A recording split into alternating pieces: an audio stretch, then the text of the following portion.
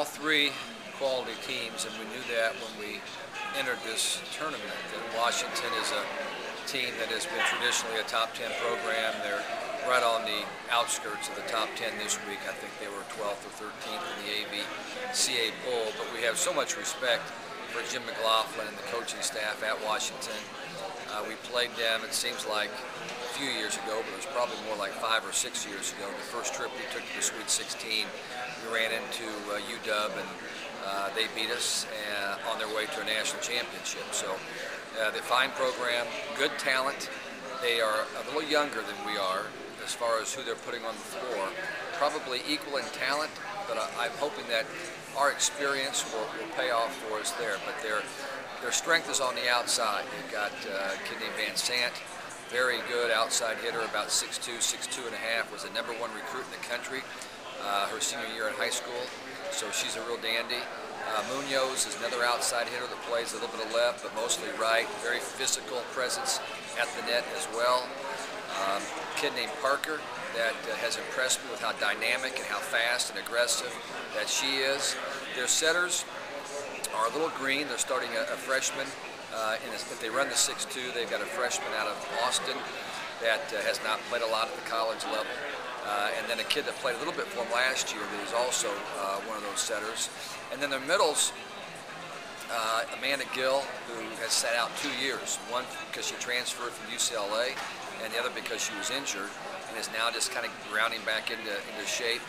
And their other middle is a kid that did not play a lot last year, but looks like a pretty good blocker to me. So they've always got a great libero. That's one of the things that Washington is well known for. So they're going to be a very formidable opponent. And we're kind of pleased that we're playing them first because we've had some time to really focus on them and get geared up for them. And we feel like if our kids play well, it'll be a great match against Washington. The next match will be the host school, that's Rice. And Rice has always been very strong in volleyball, and looking forward to going back to Rice. As you remember, 9 years ago was our second road trip. We went down to Rice when John and Kathy and I arrived here, and lost to Rice in a 5-game war. They had a couple of twins on their team, outside hitters that were international students, and they put on a show against us, and it was a real Donnybrook, but we lost that. So we're looking forward to going back to the scene of the crime and seeing if we can't avenge that loss from several years ago.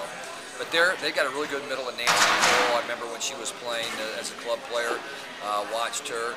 Did not recruit her because we didn't really need middle. We already had Anna Drury in the mix, and so we didn't recruit a middle. But she's a nice player.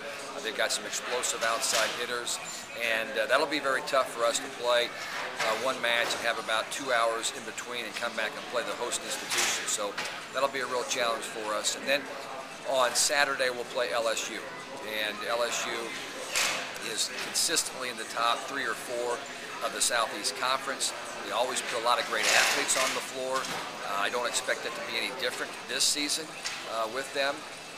Have not watched them as much on tape yet as I have the other 2 schools, but I know they've got a really good middle that was all conference a year ago, that rang up a bunch of kills this past weekend. They've got some good experienced outside hitters. And I know that they'll be another really strong opponent for us. So we'll really find out quite a bit about our club this week. We felt like we learned some things last weekend that we focused on in practice this week. One of the things that we don't want to get locked into is feeling like we have to be a super team right now. I think our team senses some pressure to be really good with our ranking and with the expectations that are on us.